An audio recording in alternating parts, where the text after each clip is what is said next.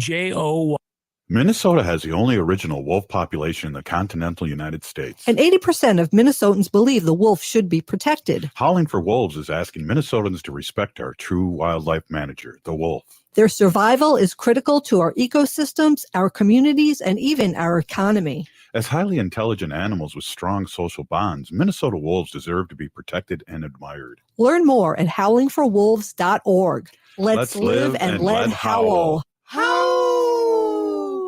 The Senior Linkage Line is a free, statewide service of the Minnesota Board on Aging, helping older Minnesotans and caregivers find answers and connect to services and supports. Questions about Medicare, transportation, looking to move to senior housing, overwhelmed with prescription drug plans? Call the Senior Linkage Line at 800-333-2433 or visit trellisconnects.org, where we help people optimize well-being as they age. That's trellisconnects.org.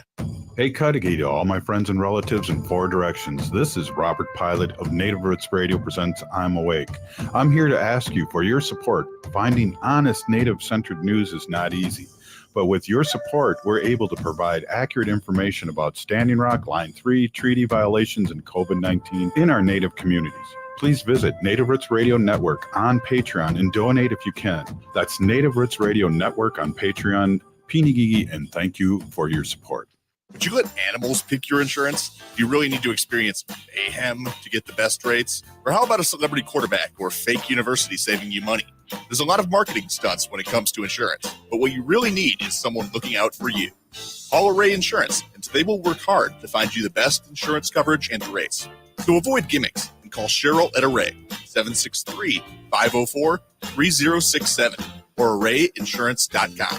Array Insurance, working hard for you. Hey, Ogama, I've been hearing a lot about this term, climate justice. What is that? Climate justice is recognizing that the negative impacts of climate change don't affect all people equally. It also means transitioning from a fossil fuel-based economy to a more sustainable future. MN350 is one of the groups that's pushing for this transition to protect our futures. You can even get involved too. That's great, especially since I'm concerned about pipeline projects like Line 3. How can I help MN350? Just find them on Facebook or visit mn350.org. With a look at your AM 950 weather, I'm Patrick Lilia. Cloudy tonight with a low of 27, then sunshine Saturday with a high of 44. Cafe Latte is unlike any restaurant you've ever experienced. Grab a tray and pick from their award-winning selections of soups, salads, sandwiches, and mouth-watering desserts. Cafe Latte, Victoria Street and Grand Avenue in St. Paul, or cafelatte.com. Portions of Native Roots Radio may be pre-recorded. It's a good day to be indigenous. Get up, stand up. They are going to become more brutal. Because all the hippies were trying to be Indians anyway. They're going to become more repressive because it's a matter of dollars and their illusionary concepts of power. Hey, Victor. We must live in balance with the earth. And also with recent happenings that wounded me. I am awake. Welcome to Native Roots Radio presents I'm Awake, and I'm your host, Wakanja Hade. Hey, Cudahy to all my friends and relatives in 4 directions. You are listening to Native Roots Radio presents I'm Awake, and I'm your host, Robert Pilot. We discuss local and national Native news and events, and as you know, Native issues are human issues, and human issues are Native issues. This portion of the show is brought to you by MN350, a grassroots organization fighting for climate justice. Yes, they do. And we have a jam-packed show. We have State Senator Mary Kunesh on later, but we always like to start the show off with the news that you don't hear anywhere else. So why don't we get going with that, Zoe? Zoe, with the news that you don't hear anywhere else. Welcome. Miigwech Robert, Boozhoo relatives. This is Zoe Allen reporting all the way from up in the deep woods of White Earth, of the White Earth Nation. I come from the Sicangu Lakota people from Rosebud, South Dakota, as well as the White Earth people from northern Minnesota. So tonight, I wanted to start off by talking about a new partnership that the state of Arizona is starting with Native tribes throughout the state to prevent human trafficking. So as we all know, human trafficking is a very big issue in our country, in the world, especially in a Native country, as our Native women, children, and our men too are disproportionately represented as trafficking victims. So the Arizona Attorney General's office announced back in February that they're collaborating with the Intertribal Council of Arizona to launch a Train the Trainer program. So this program will work to increase awareness, to help with human trafficking prevention, and it will be culturally appropriate training that'll be offered free of charge to all 22 tribes in Arizona.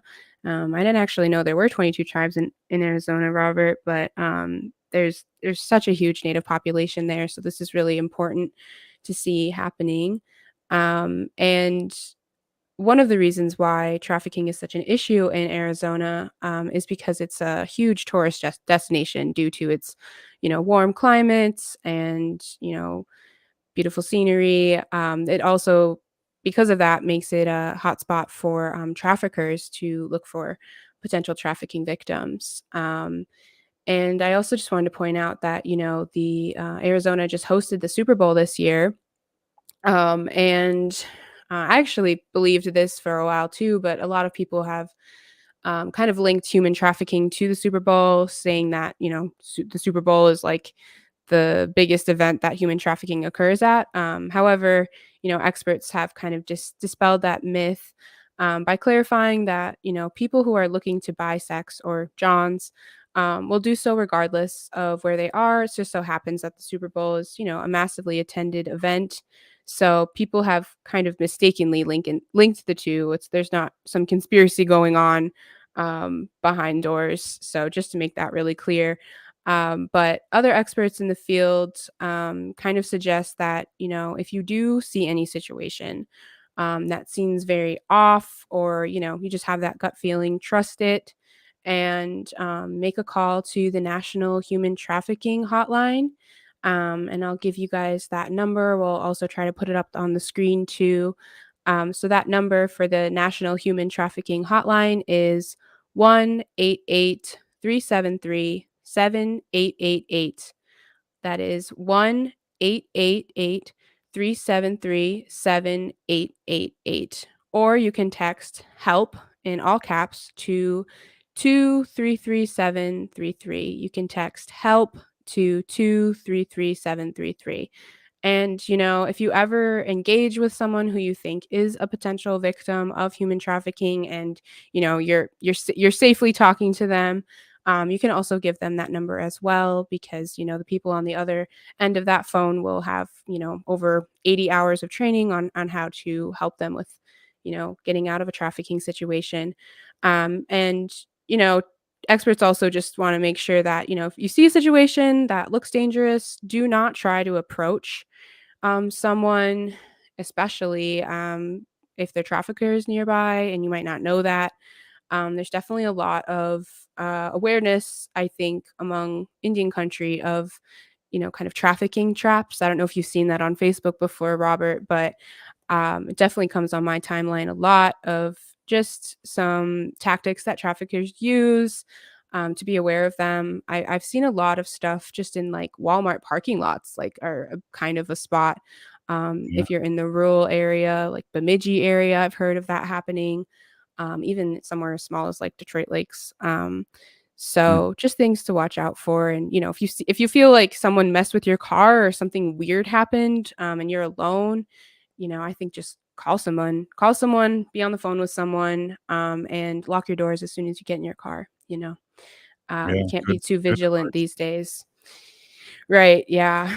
So education and awareness, those are the two most important factors in fighting against human trafficking.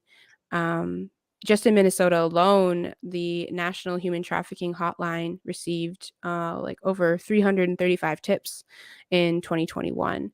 And, that's just reported, right? Like there's a lot more going on that is not reported.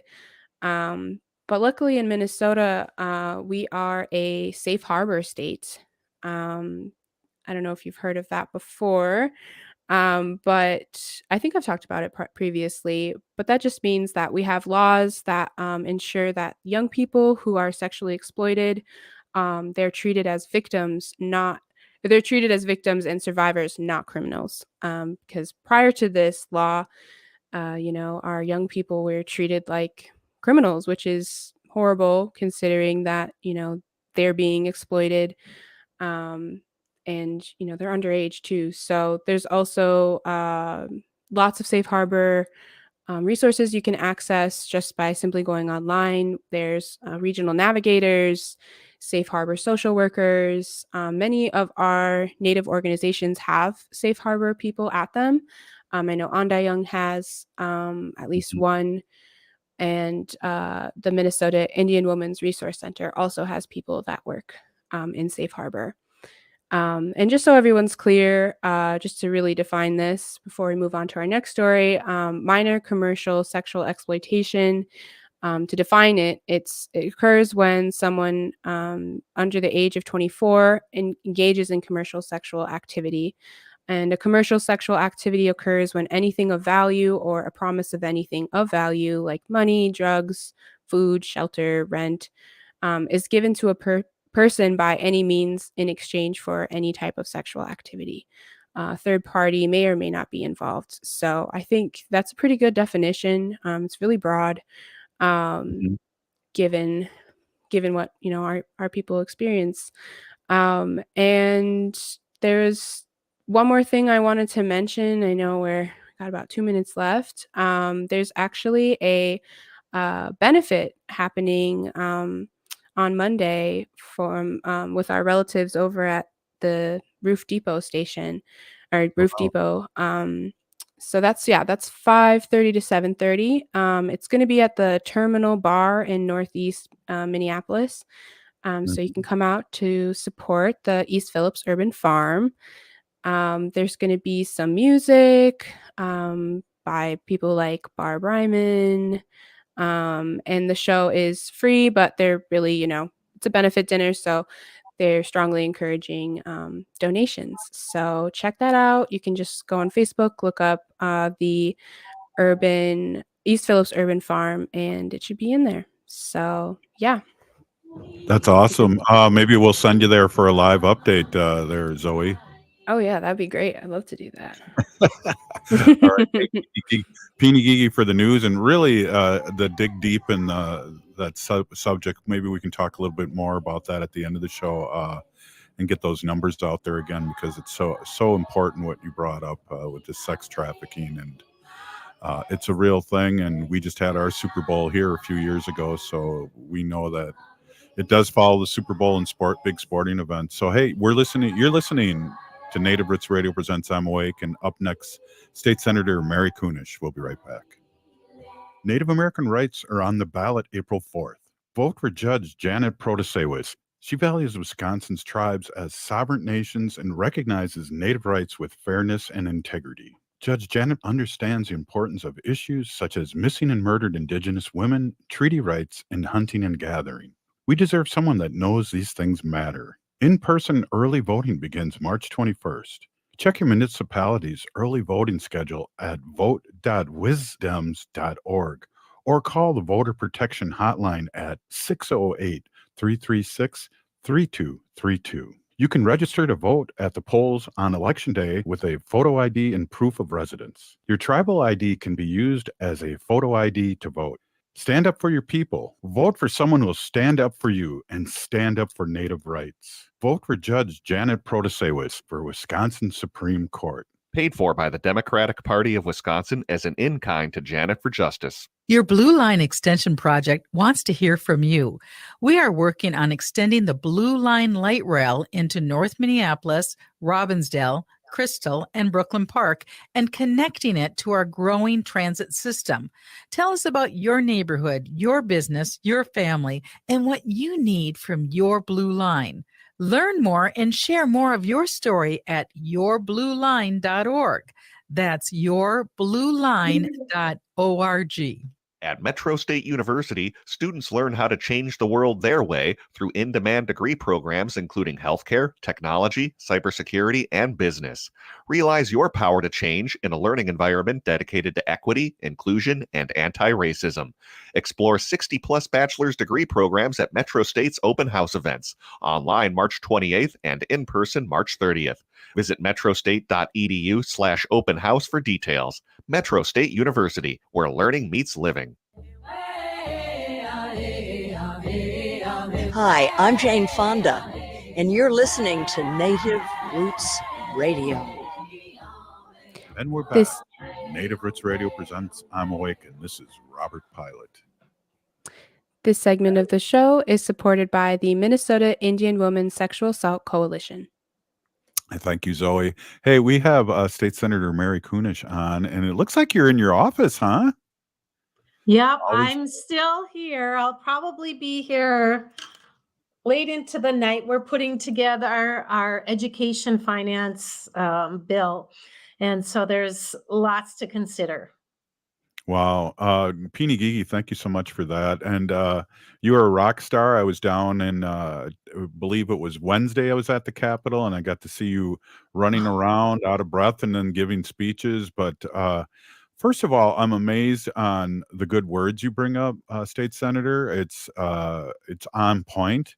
And then I also mentioned the fact that you and the governor do not have a script. You guys, it comes from the heart and it comes from your great mind, and it's amazing to hear you speak. So, Peony Gigi, and thanks for those good words and the great work you're doing at the Capitol, especially for our Native Americans. Oh, you are welcome. You're very welcome. And it's interesting that you say that, Robert, because so I've been at this now at the legislature for 7 years. And I remember in the very beginning being just terrified to do public speaking like that. And I would have to write out a speech and I would practice it. And if I try to remember it, I would never remember it. I would go blank the minute I stepped in front of people, and who knows what came out of my mouth. And, I read from a script or, try to paraphrase from the script. But, there are certain topics you become so familiar with and so ingrained in, just like it means so much to you and you have those life experiences. So now you can really speak to him because you've experienced that or it's something that you've been working on. So thank you very much. I oftentimes wonder, sometimes I wonder, like, what did I just say? I don't even remember. I opened my mouth and all these words came out. Did they make sense? Did they sound intelligent? But thank you. That's always very encouraging. Yep. Well, it's cool that you said that little story because I think we all start out that way. And I know, like, people were asking me to speak on Standing Rock when that was happening. And it was like, what do I say? Yeah. And so I got kind of thrown into it, a lot of speaking, because I was kind of the token Indian that had been at Standing Rock a bunch of times. But yeah, I'm glad you said that for me and for people that are listening, because it takes work, but it also takes listening to your heart and listening to what you say to form a good speech. Yeah, and when you know the people and you know the program and you know they're so important, you can just, it's much easier to speak to those things. But when I'm not sure, or I only think I know a little bit about something, I get very nervous about, speaking in public. So you get used to it after a while, but I used to get really nervous when I would have to present a bill, and now I'm not nervous anymore. I'm just not nervous anymore. I still need to have all the information in front of me, otherwise I don't feel like I'm doing a good job. But the nervousness is not there because I've done it so many times now. Yeah, I've gotten less nervous in my job, and I think partially for me, it's, as legislator for Ho-Chunk Nation, partially for me, I've learned so much, and I don't know if this is the right way to put it, but I know the difference between right or wrong. And if I speak up, I do not want to be wrong. So I need to know the information or my gut feeling is correct before I not raise my voice, but raise it, in a good way. Mm-hmm. Yeah. Yeah. So that's So, two educators. We both talk in front of classrooms, but yet, a bigger crowd is sometimes is really hard until like everything takes practice. No one's really a natural, right? right. Well, there are some that just seem to be a They natural at those sort of things, but um, what are you going to do? It's part of the job, right? Exactly. Well, we can let our audience know what you've been working on and why you were running into the Capitol like you did and spoke. If you want to just touch a little bit about the bill that's coming up for those 16 organizations, and it was really good to see all that support, and the Indigenous Legacy Initiative. Yeah. Yeah. This so in Minnesota, we have like two sort of native urban cores. And in Minneapolis, there's Franklin Avenue, and you've got all these nonprofits and the American Indian Clinic and the American Indian Community Center and businesses and that sort of thing. And in the past, again, we always know that our programs or our needs have not been met by the government or by a lot of philanthropy. Maybe in the last 10 years, it's really made a difference. But anyways, so all these different organizations and nonprofits would come to the legislature and ask for funding assistance. And honestly, because I really think because there weren't Native American representatives in the legislature, a lot of this didn't get funded. There weren't people that had their heart and soul into advocating for it. They advocated for it, but they didn't feel it like we Native legislators feel it, or know why it's so important, or the history of why the historical trauma causes all these issues. Anyways, so all these different organizations and nonprofits would come to the legislature asking for dollars, and oftentimes it didn't get done. So a few years back, we suggested, and it's hard because when you have a bunch of different little bills, like for me, if I'm advocating for all of them, that's a lot of work to have to go around to all these different committees, whether it's for jobs or bonding for buildings or education or legacy dollars. So we said, why don't we put it into one big bill? And we've done that for the last couple of years. And it's called the Urban Indigenous Legacy Initiatives. And so within that big bill, it's a request for funds for a grant to these urban organizations to continue providing urban Indigenous folks with the resources they need. So like I said, dollars for buildings, for programs, for education, for language. We put it into one big bill. And so then we can just work at one big lump. And so that's what it was. That was the press. There was a press conference, and then there was a rally in the Capitol in support of those organizations.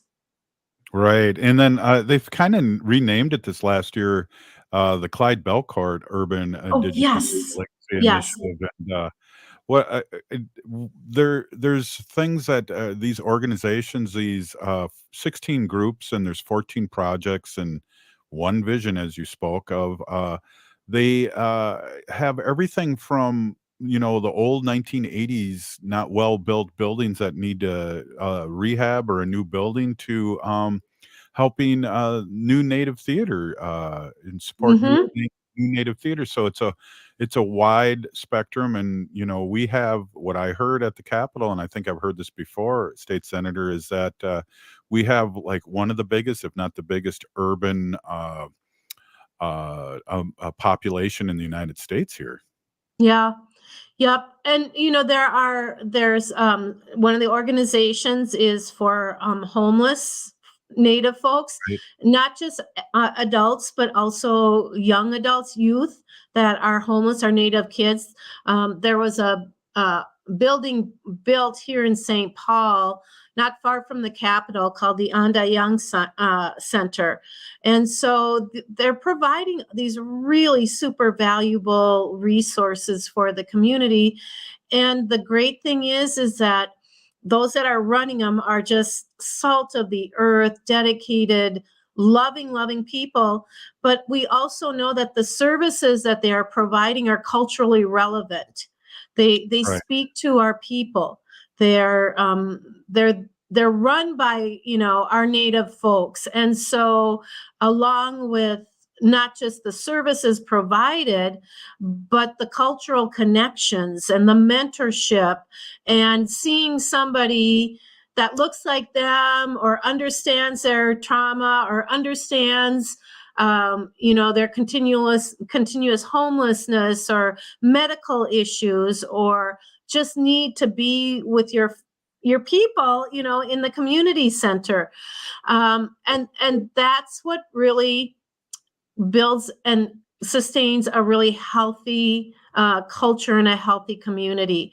And so I'm pretty bent on ensuring that we invest in those kind of valuable resources. Hey, do you have, I know you're busy at the Capitol. Do you have another time for a quick segment? Yep, I'll stick around for a little bit. All right, right on. We're with State Senator Mary Kunesh. And before we get going, I know what you said, the governor mentioned too, that it's Native run and how important that is. So I think your voice is getting heard and people are understanding what works and what doesn't work in the Native community. So, hey, great to have you on. We'll be right back. You are listening to Native Roots Radio Presents I'm Awake, and we're here with State Senator Mary Kunesh. Stay with us.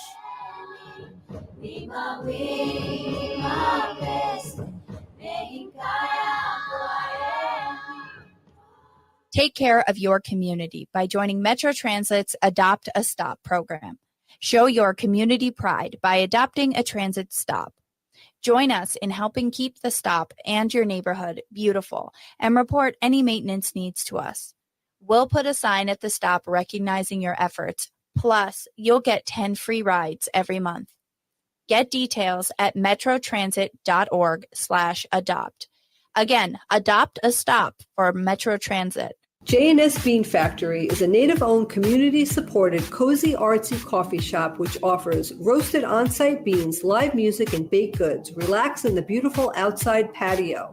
City Pages writes, voted top 10 coffee shops. Tucked into a quiet corner of St. Paul's Highland Park neighborhood, this coffee shop roasts beans on-site from the best coffee-growing countries in the world.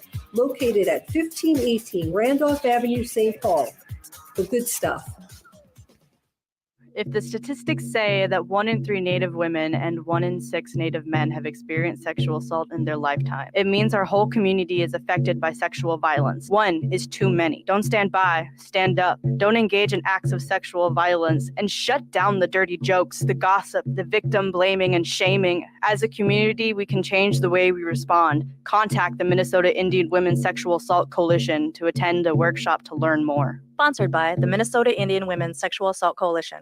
Hey, Olgama, I've been hearing a lot about this term, climate justice. What is that? Climate justice is recognizing that the negative impacts of climate change don't affect all people equally. It also means transitioning from a fossil fuel-based economy to a more sustainable future. MN350 is one of the groups that's pushing for this transition to protect our futures. You can even get involved too. That's great, especially since I'm concerned about pipeline projects like Line 3. How can I help MN350? Just find them on Facebook or visit mn350.org.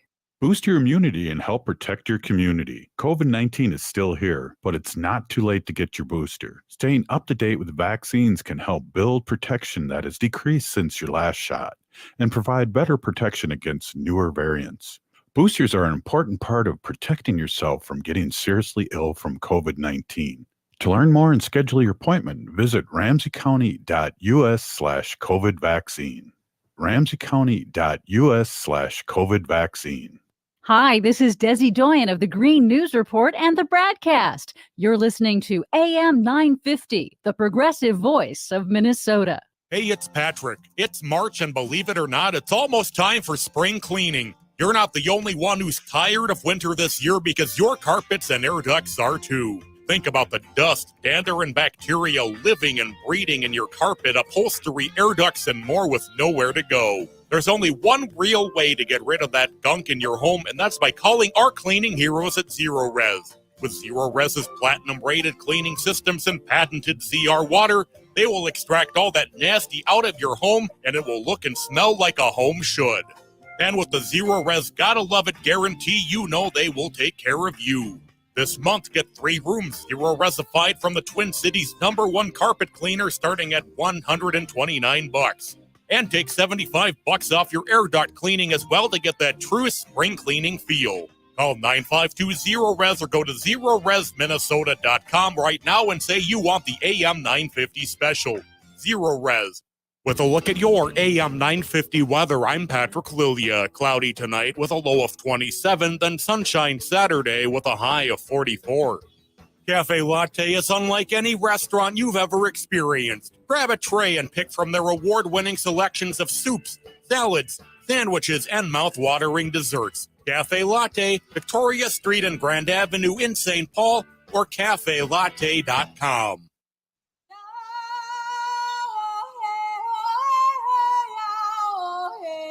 This is Leonard Peltier.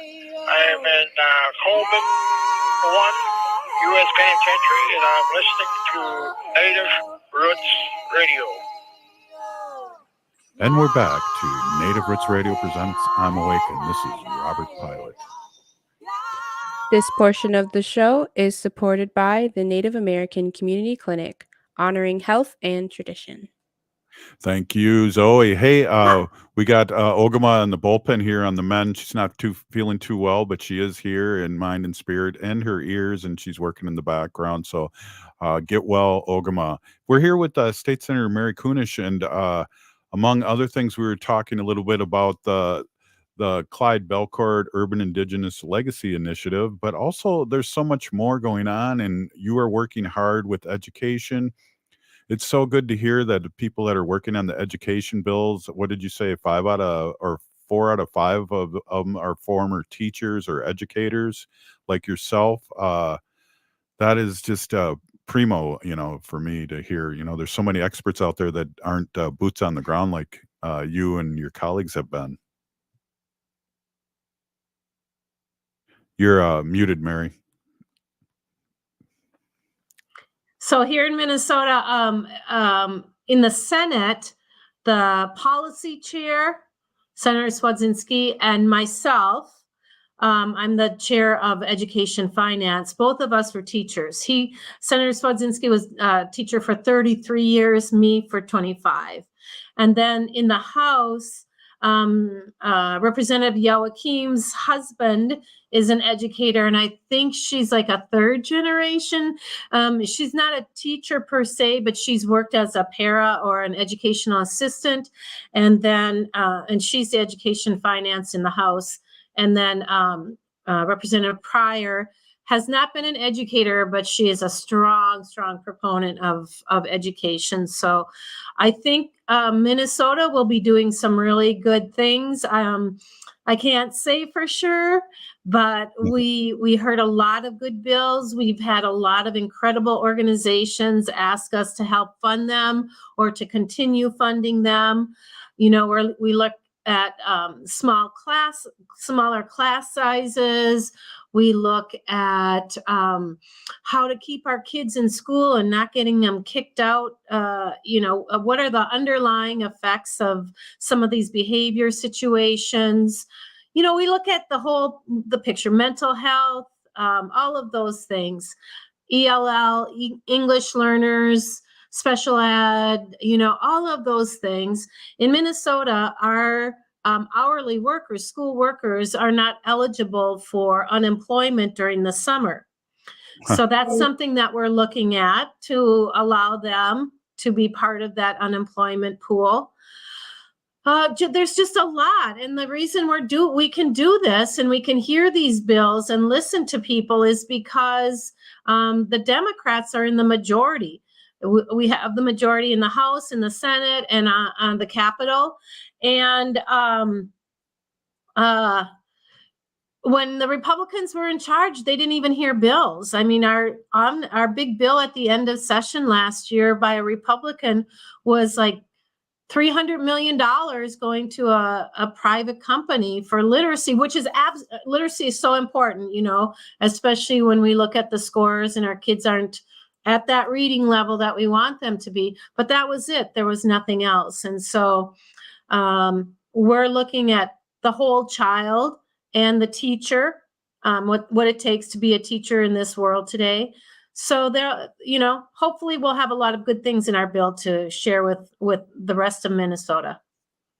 Yeah, I just gotta say a good word for, and I know you've in the past have acknowledged this, but our paras, boots on the ground, help them out any way we can, whether it's more money or, like you said, that whole summer you can't get unemployment. I used to have a friend that worked in shipping, or not shipping, but the barges down at the river, and it was seasonal. So for 4 months, because the river was frozen, he wouldn't work, but he got unemployment, and he got a lot of unemployment because those cats worked and made a lot of money down there. And we have our boots on the ground, our paras, and our educational assistants not have to pay. They can't do unemployment every summer. So that's a hard deal. We want to keep those people. We want our paras, and if they want the opportunity sometime to become teachers, we want to be able to do that, especially with the shortage of teachers. And that's a great shot that you got there, Mary, you got a nice office with the Capitol in the background there. Look at that. There's the Minnesota Capitol right behind me. Yeah. It's good for us here on Facebook Live and YouTube, but our listening audience all over the country can't see that, but it's beautiful. You just have to come visit in person then. Yeah, I definitely going to be down there because I have a bill, and I'm sure you've heard about it, that I'm trying to get moving and get some traction on, and talk to the tribes about helping support and letters of support. So maybe by next year I can get it out there on the floor sometime and have something happen. But it's exciting to be at the Capitol and talk to all you movers and shakers. Yeah. It's wonderful when I see a friendly face that's there. I want to tell you a little bit about another bill that I had this week that I got kind of excited about. So there have been a couple opportunities for the state of Minnesota to return land to our tribes, to different tribes. And this week, I was able to introduce a bill that would return the Upper Sioux State Park to the Upper Sioux community. And this is really pretty important. It's a small state park, and it's the park itself, or the action itself, the bill itself transfers state-owned lands that are within the boundaries of the Upper Sioux Agency Park to the Upper Sioux community. This park has fallen to disrepair. The lowlands flood. That's where people used to camp out and that sort of thing. There's a little bit of a bluff or a rock formation, and that rock has sheared off. So there's a big mess there. There's one road that goes through the park, and it has a huge sinkhole. There's a couple of buildings that have fallen into disrepair. So there's a lot of work to be done, but this park is really significant to the Upper Sioux because these are areas of battles. And it also encompasses at least 8 burial mounds that are in this state park. And so it would be returned to Upper Sioux. And there were people that pushed back for, mostly because now the communities down there don't have that space to go camping and hunting and fishing in. They wouldn't have it for recreation. Not at all acknowledging the value of the spiritualness and the fact that it's ancestors that are still on those lands. And at the end, one woman came and she was respectful, but she asked that they don't transfer those lands. She's a non-native, a white woman, because that's also a site of some huge battles. And some of her ancestors and the settlers that were killed are buried in those areas as well. So it's really a significant burial site, not just for Native folks, but, the descendants of those settlers, which just sort of like made me even more certain that we need to preserve those lands within the tribe, because we know that the tribe will treat those lands respectfully. And if there are areas where non-natives are buried, they're going to protect those lands as well. And she was worried. I think she was worried that the tribes wouldn't let them come in and visit their ancestors. But I just look at that as like, well, then you need to build that relationship with the tribes. Right. So that there isn't the animosity, so that they aren't closing it off to outsiders. So there's still a lot of work to be done to do this land transfer, but I'm encouraged because we've been doing bits and pieces of this across Minnesota for the different tribes and communities, and this is just one more of those. That's awesome. And, I see Lori popped in here from Facebook, listening to us on Facebook. She said, right on, land back. And that's all I could think of when you were talking too, is that this is what it's all about. And when we have people like yourself that are explaining, the burial grounds, maybe we should, if there's other burial grounds, maybe we should all talk about that and then support that and have it as a place of prayer and peace and things like that, and unity with all the people that live up there. So that's just right on. I can't wait to hear when what happens with that in the meantime. Yeah, I think one of the state officials said it'll take a couple of years. It takes a while because we have to work with the federal government. We have to work with the local government. There are things that still need to be done within even the historical society, because there are historical buildings on there. Oh. There's a building that I don't know if it's the original building or it replicates the storage building where all the supplies for the Indians would come. Wow. And you know what? We don't have time today, but we should do one on the Dakota 38. We should do a show on and help people understand that piece of history in Minnesota, because that when we talk about a battle, this is what I'm talking about when our the settlers and the natives basically went to war. It's called the Dakota War. And it was because the supplies were not given to the tribes, and the tribes were freezing, and it's winter, and but we'll talk about that another time. We'll save that for another part 2 or something. I'll save it for when you are out of session, and then you can guest host the show. Maybe we should go out there and broadcast from there. That sounds good. Hey, State Senator, remember the Ho Chunks were removed too at the same time, and we'll be talking about that historical setback for us too. Always great to have you on, and always great words. Thank you, State Senator. Keep up the great work, and we'll see you at the Capitol, and we'll see you next week. Sounds good. Thank you. Wopila Tanka. We'll be right back. This is Native Roots Radio presents I'm Awake. Hey, Ogama, I've been hearing a lot about this term, climate justice. What is that? Climate justice is recognizing that the negative impacts of climate change don't affect all people equally. It also means transitioning from a fossil fuel-based economy to a more sustainable future. MN350 is one of the groups that's pushing for this transition to protect our futures. You can even get involved too. That's great, especially since I'm concerned about pipeline projects like Line 3. How can I help MN350? Just find them on Facebook or visit mn350.org. Minnesota has the only original wolf population in the continental United States. And 80% of Minnesotans believe the wolf should be protected. Howling for Wolves is asking Minnesotans to respect our true wildlife manager, the wolf.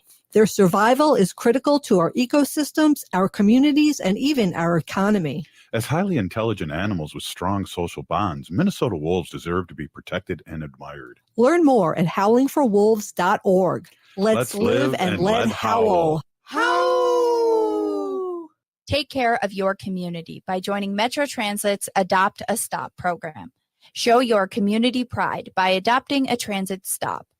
Join us in helping keep the stop and your neighborhood beautiful and report any maintenance needs to us. We'll put a sign at the stop recognizing your efforts, plus you'll get 10 free rides every month. Get details at metrotransit.org/adopt. Again, adopt a stop for Metro Transit. Boost your immunity and help protect your community. COVID-19 is still here, but it's not too late to get your booster. Staying up to date with vaccines can help build protection that has decreased since your last shot and provide better protection against newer variants. Boosters are an important part of protecting yourself from getting seriously ill from COVID-19. To learn more and schedule your appointment, visit ramseycounty.us/COVID vaccine. ramseycounty.us/COVID vaccine. Hi, this is Representative Sharice Davids from Kansas. I'm Ho Chunk, and you're listening to Native Roots Radio. And we're back to Native Roots Radio presents I'm Awake, and this is Robert Pilot. This portion of the show is supported by Howling for Wolves, protecting wolves for future generations. Ho! Oh. All right. That was good. I brought my my cousin in on that. Good one.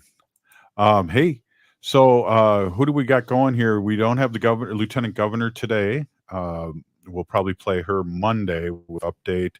And Zoe, back to maybe what you were talking about in that first segment.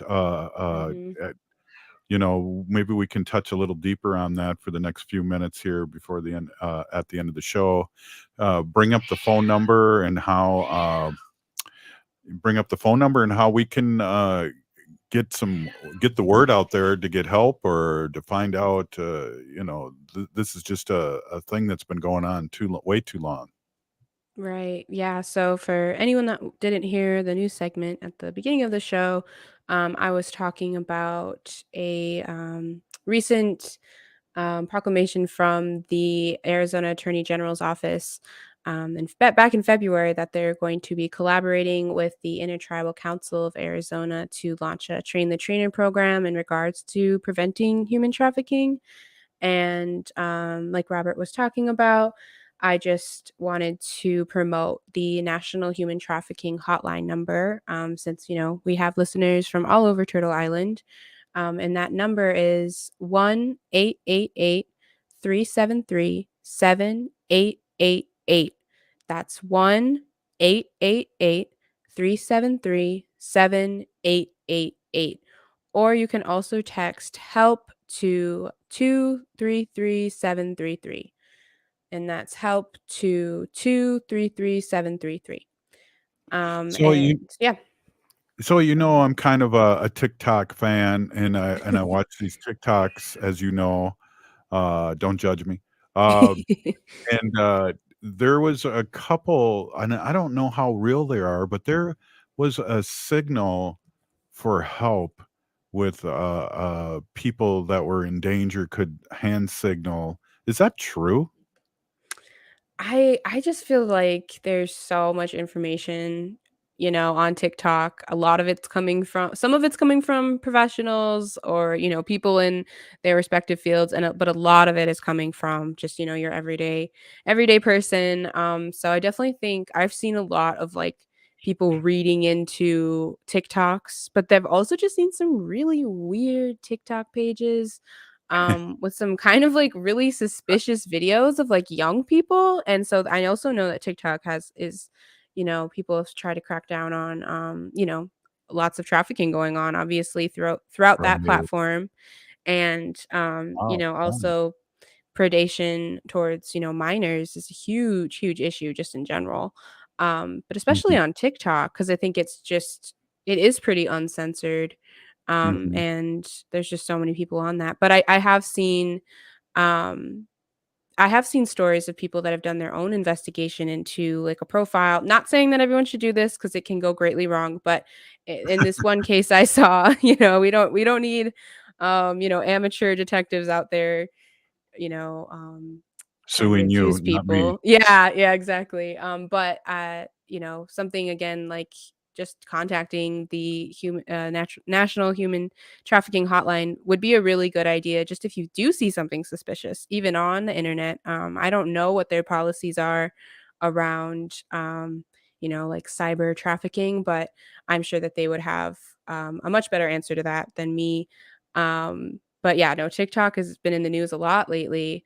I was just reading about, the congressional hearing on it with the CEO. Lots going on. But to get back to the trafficking issue too, I think something that's really important to understand is as a safe harbor state, Robert, in Minnesota, we have safe harbor social workers or caseworkers, regional navigators.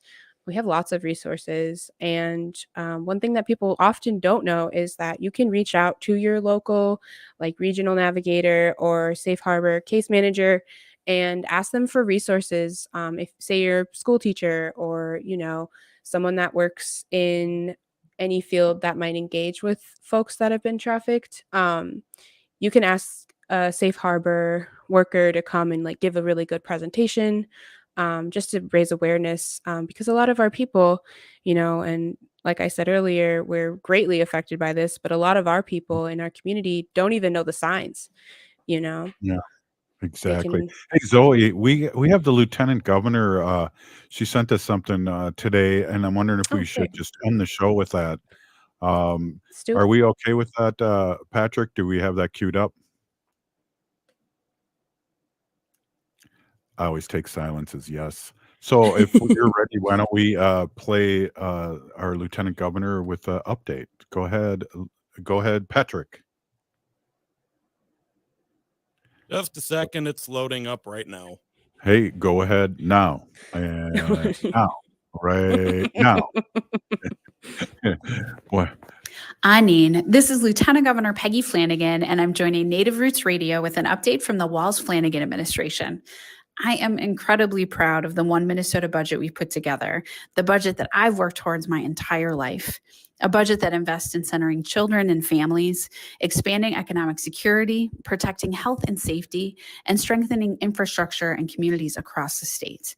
And with the updated February forecast, we have an opportunity to revisit some of the important proposals and investments and go bigger. This week, Governor Walz and I unveiled our revised budget proposal with an additional $1.5 billion in investments. Our revised budget includes increased investments in public safety. The governor and I traveled across the state hearing from mayors, police chiefs, fire chiefs about what they needed to keep Minnesotans safe. Together, we crafted a $300 million plan that would fund every police and fire department in the state. Our revised budget nearly doubles that, bringing it to over $500 million. And because we know that local government's needs don't stop there, we're increasing our investment in local government aid. We're also expanding our proposal to address opioids and addiction by $160 million for a total of $220 million. This includes creating grants for overdose and violence prevention, funding youth mental health and substance use disorder treatment, supporting naloxone administration training and supplies, and establishing up to 15 safe recovery sites across Minnesota. We're increasing the funding available for replacing lead service lines to help communities across the state afford costly updates to increase safety. And we're increasing investments in Minnesota's higher education system to continue growing a talented and educated workforce right here at home.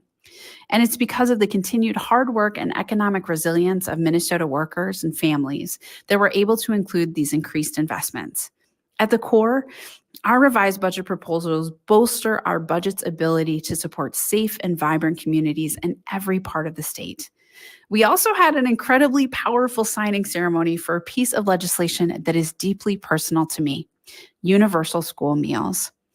Nearly all of us have spent cumulative hours in our school cafeterias, spending time with our friends, catching up on homework, and eating a hot meal before we head back to class. But for too many of our young people, the school cafeteria has been a place of shame and stigma. For our students with different colored lunch tickets, for our students with lunch debt, our students who skip meals. Hunger is often invisible. It looks like a distraction or tiredness or disinterest. It can be easy to miss the students who are falling behind because they're trying to learn on an empty stomach. But we know that 1 in 6 children go hungry in Minnesota, and that 1 in 4 food insecure children don't qualify for financial help with school meals. So to our decision makers who believe they've never met someone who has experienced hunger, hi, my name is Peggy Flanagan, and I was one of 6 Minnesotans to experience hunger. I am one of the children who grew up with a different colored lunch ticket because my family utilized free and reduced price lunch. What used to be then called food stamps back in the day, right, now known as SNAP, we used to put food on the table. And even with that assistance, there were nights where I ate dinner and my mom would say that she simply wasn't hungry. And it wasn't until I was an adult and I was a mom that I realized that she wasn't telling the truth. She was trying to protect me from the reality of our food insecurity, that she was hungry. By providing free breakfast and lunch to all students, we are removing barriers and removing stigma in the lunchroom. We are helping family pocketbooks, especially for those 1 in 4 who don't qualify for financial assistance with school meals. We're leading with our values that no child should go hungry for any reason ever, period. This is an investment in the well-being of our children, as well as an investment in their academic success. I am so grateful to everyone who has worked hard to get this across the finish line and support our young Minnesotans across the state. So stay tuned as we continue to work hard to pass transformational policies that improve the lives of all Minnesotans, especially our littlest Minnesotans. Jimmy Gwetch, Pina Gigi, and back to you. Hang in there. Coming up next, it's the Bradcast with me, Brad Friedman, right here on AM 950, KTNF, St. Louis Park, Minneapolis, St. Paul, the progressive voice of Minnesota. Ben Thomas. U.S. forces have carried